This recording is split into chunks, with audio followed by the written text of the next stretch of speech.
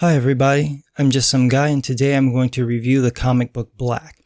Because of that, let me get into the right clothes first. There we go. So this is going to be a long review, so I'll split it into a couple of parts. The best way to describe this book is it's Black Lives Matter meets the X-Men, but thinks it's the Matrix. It has all of the themes of the X-Men, but none of the heart, or the character development, or the intelligent social commentary, or the broad appeal. It's really just a racist version of the X-Men. It's the anti-X-Men. When I saw the announcement for this book a few months ago, I knew what it was going to be. I know you're not supposed to judge a book by its cover, but when I heard the pitch, what if only black people had superpowers, and saw the cover with this kid in this hoodie with his hands up, I knew exactly what I was in for. I knew it'd be some lazy commentary about why white people hate black people and why black people need to rise up. I knew all the white characters would be racist.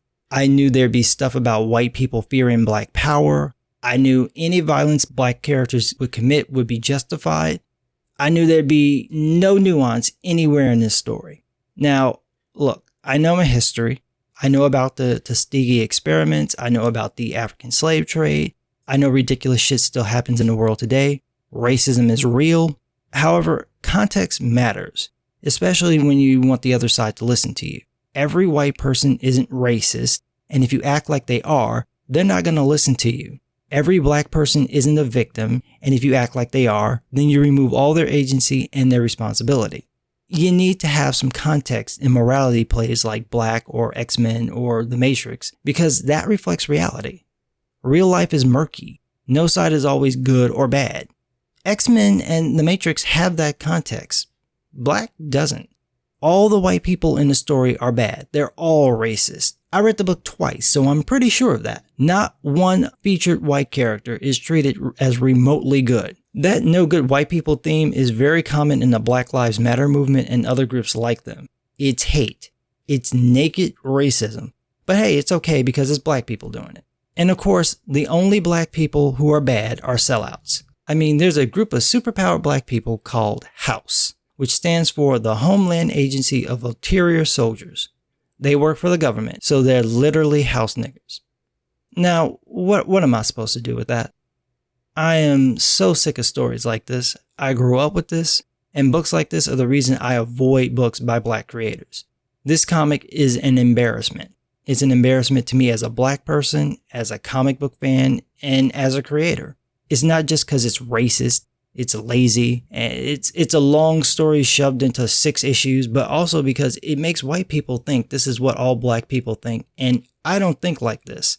Most black people don't think like this, but this victim mentality is strong in the community, and this book plays to that. So let's get into this. Black is written by Kwanza Osajyefo. I'm sure that's his real name, and drawn by Jamal Igle. The good part is Jamal Igle's art is fantastic. He worked on Firestorm and Supergirl, and then his creator-owned book Molly Danger. He brings it with this book. The action scenes are well staged, his paneling and framing are all top-notch, his character designs are great. Each character looks different, which is necessary since there are so many characters and virtually no character development. He plays with body type, which is usually not seen in American comics. The visuals flow well. You don't get lost on the page. Honestly, Jamal Igle is the only strong point in this book. Everything else is either completely meh or unbelievably bad. So let's start with the premise. The premise of the book is, what if black people were the only ones with superpowers? I don't hate this premise. Yeah, I can't think of a single example of anyone ever having only white people have superpowers, but as a thought experiment, this premise with black people only having powers isn't a bad idea. The problem is with the execution, and that starts with Kwanza. So, full disclosure, I've been going back and forth with this guy on Twitter, and all I can say is this dude is pretty bigoted and racist. You know, I don't just throw around terms like that, but he really does have a hate boner for white people. He didn't just sip the Black Lives Matter Kool-Aid, he fucking guzzled it. He can't separate himself from his politics. He spent most of Saturday tweeting about what happened in Charlottesville. Somebody brought up how Black Lives Matter is violent, and that set him off. He went into complete denial. So I tweeted a video showing how Black Lives Matter is pretty much the black version of what we saw on Saturday, just more violent and harder to see at night. Oh boy, he did not like that. And he told me to go away. Now, he didn't block me or mute me. He just didn't want to hear it. But he kept bitching about it. And then he got this narrative that everybody was excusing Nazis. He's tweeting that. Meanwhile, I'm watching Fox News bashing white supremacists. You can't get through his narrative. Nothing gets through. So when you look at the premise of the book, it's going to get filtered through that kind of hate. Instead of explaining the origins of the powers or when they were discovered or how anyone figured out that they came from quarks, a type of particle, he just throws labels out and says the powers are rare. But he doesn't keep track of his own rules. Kwanza has one of the characters, Jeremiah, the leader of the project, say that 0.5% of all black people have powers. Later on, Jeremiah says that 36 million black people have the potential for powers, while 3 million actually have powers. See, now, I'm a true geek, so I keep track of this kind of shit. And I can do some quick math in my head, and I'm pretty sure that 3 million is not 0.5% of 36 million. But you know, I'm also really anal about it too, so I checked, and there's about 1.3 billion African descended people in the world. Based on the 0.5% estimate, there'd be only about 6.5 million black people with powers. Kwanza never mentions anything about any potential carriers until the 5th book, so that's probably not even included in that 0.5%. But just using the numbers that he gave, if we break it down, 3 million is 8% of 36 million, which is 2.8% of 1.3 billion. So the numbers still don't work. I know this seems like a petty thing, and it is, but the reason I'm harping on it is because Kwanza should have caught this before the book went to print. He should have stuck with the original 0.5% or checked for the real numbers like I did. Instead, he made it up as he went along, and now it doesn't match. And it doesn't stop there. He does this with what the quarks are called. First, he calls them hexaquarks, then he calls them dodecaquarks. They may be two different types, but he doesn't make that clear. The labels are just there. Then we get to the broader problem. Jeremiah says that the powers were first recorded in the 15th century. That's the start of the African slave trade, but probably existed earlier, but in lower numbers. Okay, fine. So, how come the slave trade happened? These people have X-Men type powers. If you can light things on fire and use telekinesis or telepathy or stop bullets with your skin or manipulate time, how are any of these people being stopped in the 15th century? Even if you threaten their families, there's bound to be someone bold enough to say fuck it and let their families die and take out the slavers. How does this work on a plantation where families are separated? These people have no connections. How do you stop somebody who's super fast or controls animals? Right? I've got ice powers, and you think I'm going to let you lynch my black ass. By the time I was done with you, your ass would just be thawing out now. None of this is ever addressed in the story. It's not even hinted at, and it doesn't take that much to do it. Think about The Matrix Reloaded, right? The Oracle tells Neo that he's heard about programs breaking the rules all the time. He says he hasn't, and she says, yes, you have. Every time people say they saw an angel or a ghost, that was the Matrix taking care of a program that wasn't doing what it was supposed to do. Later on, we see the Merovingian has ghosts and werewolves and vampires working for him. The scene with the Oracle is real quick. It's like a 20-second mention, but it creates a ton of lore just like that. Kwanza doesn't even bother to try.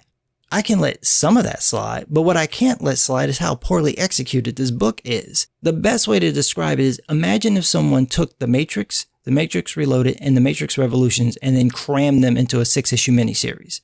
That's this book. You don't have any time to understand what's going on. The world within the world is hinted at, but you don't get to explore it. And I'm not talking about doing a deep dive where all the lore is spelled out. You don't have any time for that. I'm talking about giving the audience just enough information for the plot to make sense. That doesn't happen. Let me give you an example. We get 3 factions of superpowered black people. Only one of them, the first, called the Project, gets any real explanation. They're a global network of specialists and volunteers who keep the truth about black people secret and train black people with powers to fight. That's pretty much all you get.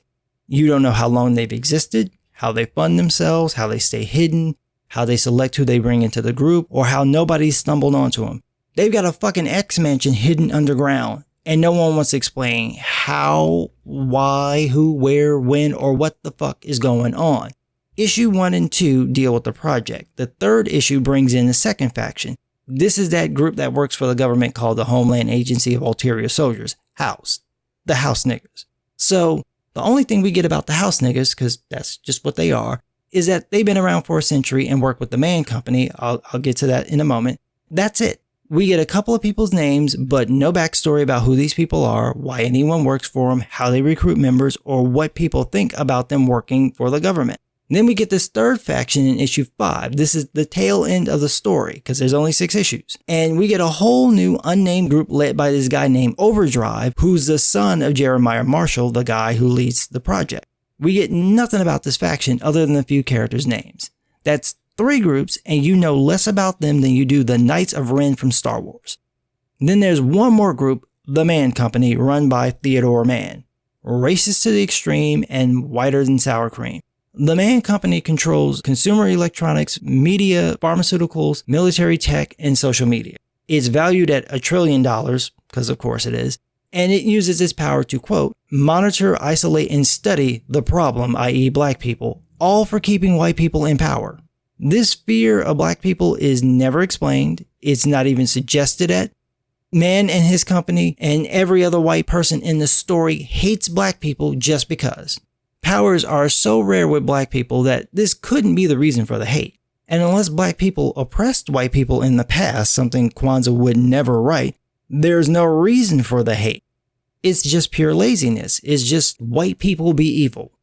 Kwanza could have used actual history. There's a number of reasons for racism against black people from, religious-based stuff, culturally based, socially based. Instead, he goes for the cheapest route of anti-white racism. The fact that not one white character, not one, is presented as sane, let alone neutral, let alone good, is a testament to how biased this guy is.